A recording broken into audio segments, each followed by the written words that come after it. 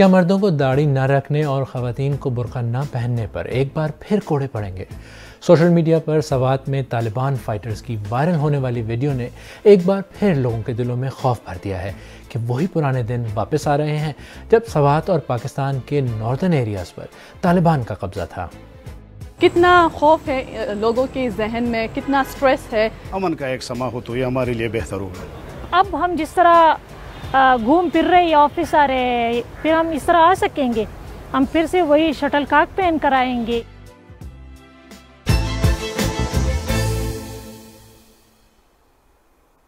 میں ہوں خالد کرامت اور آپ سیربین دیکھ رہے ہیں۔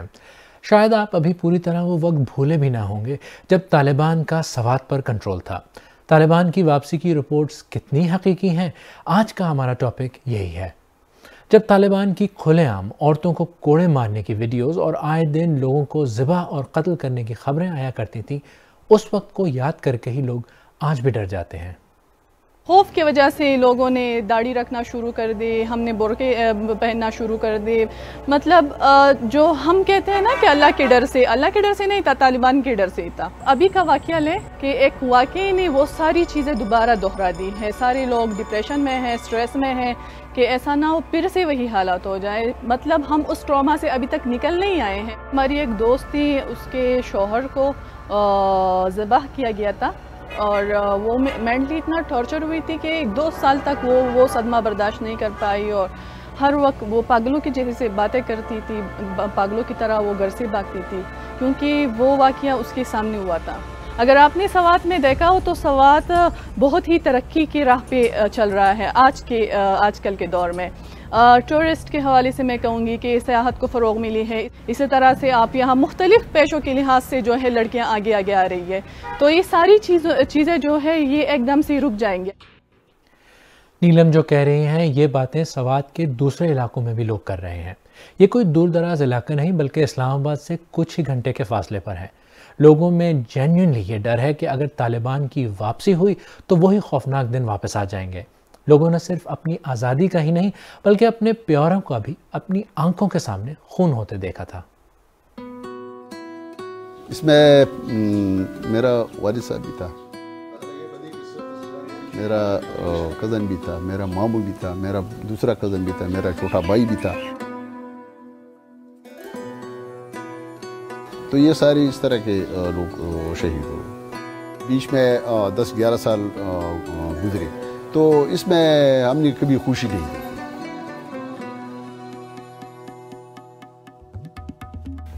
تو یہ ضرور ہو سکتا ہے، یہ ماحول بن سکتا ہے دوبارہ، لیکن اسی طرح تھوڑا مشکل ہے کیونکہ ابھی لوگوں میں تھوڑا جذبہ پیدا ہوا ہے کہ بھائی یہ جو کر رہا ہے یہ غلط ہے۔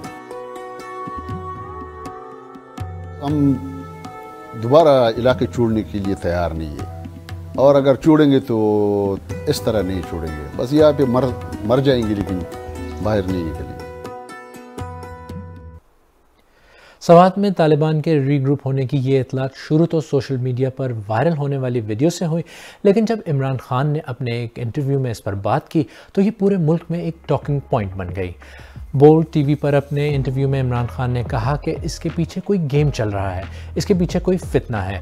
انہوں نے یہ بھی کہا کہ اس کے پیچھے پی ٹی آئی کو خیبر پختونخوا میں نقصان پہنچانے کی گیم ہے، لیکن ISPR نے سوات سے آنے والی خبروں کو گمراہ کن بتایا اور اپنے بیان میں کہا کہ سوشل میڈیا پر وادی سوات میں کالعدم تنظیم TTP کے مسلح ارکان کی بڑی تعداد میں موجودگی کا غلط تاثر پیدا کیا گیا ہے۔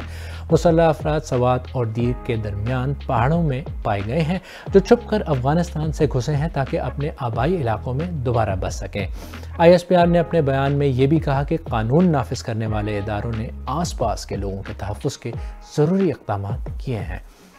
فوج یہ کہہ تو رہی ہے کہ حالات قابو میں ہیں اور ان پر گہری نظر ہے، لیکن جب ماضی میں طالبان آئے تو اسٹیٹ کی رٹ ملک کے کچھ حصوں سے ختم ہو گئی تھی، اور آج لوگ جن خدشات کا اظہار کر رہے ہیں اس کی بنیاد وہی زمانہ ہے۔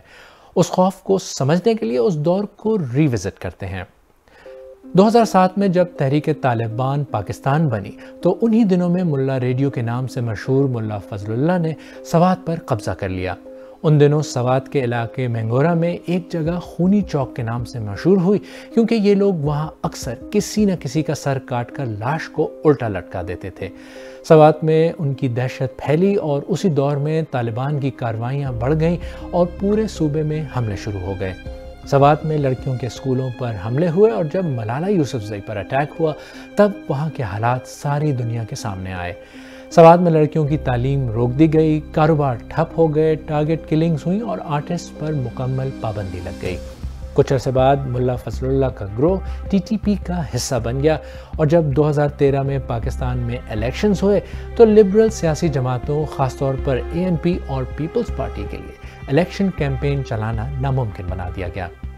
سوات پر قبضے کے بعد پورے مالاکنڈ ڈویژن پر شدت پسندوں کا قبضہ ہوا اور وہاں بھی اسی پیٹرن پر پولیٹیکل ورکرز اور لیڈرز کو ٹارگٹ کلنگ اور سوسائڈ اٹیکس میں مارا گیا۔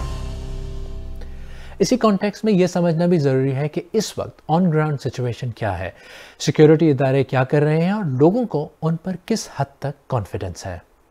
سوات کے علاقے مٹا میں گزشتہ دنوں ایک ڈی ایس پی، ایک کرنل اور ان کے ساتھیوں کو مسلح افراد نے یرغمال بنا لیا تھا اور ویڈیو جو ریلیز ہوئی ہمارے سامنے، جو ویڈیوز آئیں ان میں مبینہ طور پر طالبان کی جانب سے یہ دعویٰ کیا گیا تھا کہ انہوں نے ان افراد کو یرغمال بنایا ہے۔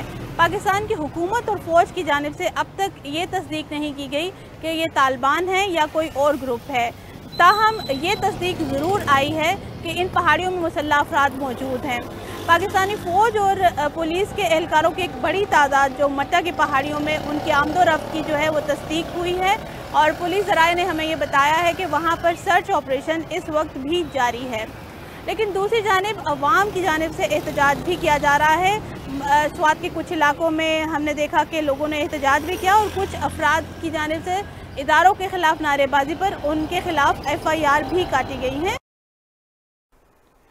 یعنی مقامی لوگوں کو لگتا ہے کہ حالات کا مقابلہ انہیں خود ہی کرنا پڑے گا، اس لیے اپنی روایات کے مطابق انہوں نے ایک جرگہ کیا تاکہ فیصلہ کریں کہ لوکلز کیا چاہتے ہیں۔ عوام اس چیز کے لیے میرے خیال میں کسی صورت اب تیار نہیں ہے کہ کسی صورت بھی یہاں کا عمل پامال ہو۔ میں نے اپنے آفس میں لڑکیوں سے بات کی ہے، لڑکیاں کہہ رہی تھی کہ پھر ہمیں مطلب اب ہم جس طرح گھوم پھر رہے آفس آ رہے پھر ہم اس طرح آ سکیں گے، ہم پھر سے وہی شٹل کاک پہن کر آئیں گے یا کیا ہم آ سکیں گے آفس؟ اگر وہ لوگ آنا چاہتے ہیں، امن سے رہنا چاہتے ہیں، ہم اپنے گھروں میں ان کو ویلکم کرتے ہیں۔ آئیے بندوق رکھ کے ایک پرامن شہری کی حیثیت سے ہمارے ساتھ رہے ہیں۔ ہمارے آپ کے درمیان کوئی اس طرح کی کوئی لڑائی نہیں ہے۔ یعنی امن کے لیے ہمارے باو اجداد نے اور ہمارے نوجوانوں نے، میڈیا نے، سول سوسائٹی نے، سیکیورٹی فورسز نے، پولیس ڈپارٹمنٹ نے ہزاروں لاکھوں قربانیاں دی ہے۔ تو ہم میڈیا کے وساطت سے اس کو کلیئر کرنا چاہتے ہیں کہ سوات میں دوبارہ ایسا نہ کیا جائے اور خدا کے لیے ہم پر رحم کیا جائے اور یہاں پہ جو ہے نا امن کا ایک سما ہو تو یہ ہمارے لیے بہتر ہوگا۔ عام لوگ تو اپنے ماضی کے تجربے کی وجہ سے پریشان ہیں، لیکن اس بار صورتحال کتنی سنگین ہے۔ جب یہ طالبان نمودار ہوئے مٹا کے پہاڑوں پہ تو سوات میں لوگوں نے مظاہرے نکالے، جلوس نکالے، انہوں نے شدید مخالفت کی کہ وہ کسی صورت میں بھی طالبان کو واپس نہیں آنے دیں گے۔ سوات کے لوگوں کو لوگ سمجھا رہے ہیں کہ واحد راستہ بات چیت کا ہے۔ اگر آپ مذاکرات کریں گے، ان لوگوں سے معاہدہ کریں گے اور ایک معاہدے کے تحت یہ طالبان واپس آ جاتے ہیں، گارنٹر بن جاتے ہیں بیچ میں، تو شاید پھر اتنے خطرناک نہیں ہوں گے۔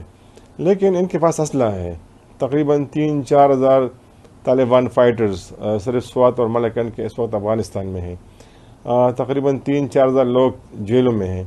تو اگر یہ سارے لوگ رہا ہوتے ہیں، افغانستان سے لوگ واپس آ جاتے ہیں، ان کے پاس اسلحہ ہوتا ہے، تو شاید صورتحال پھر بہت ہی بھیانک ہوگی۔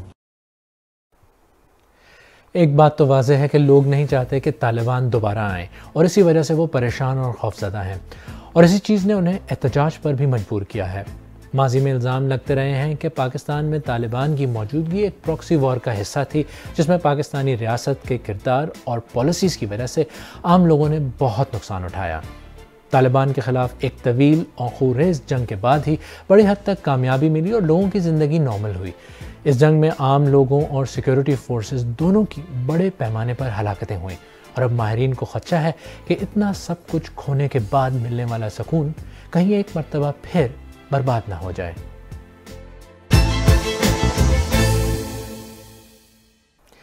اگر آپ کو ہمارا پروگرام پسند آئے تو ہمارے یوٹیوب چینل کو سبسکرائب کریں، بیل آئیکن پر کلک کریں اور پروگرام کا لنک اپنے دوستوں کے ساتھ فیس بک، ٹویٹر، واٹس ایپ وغیرہ پر ضرور شیئر کریں، اور آپ سائربین کی پرانی قسطیں دیکھنے کے لیے یہاں پر کلک کریں۔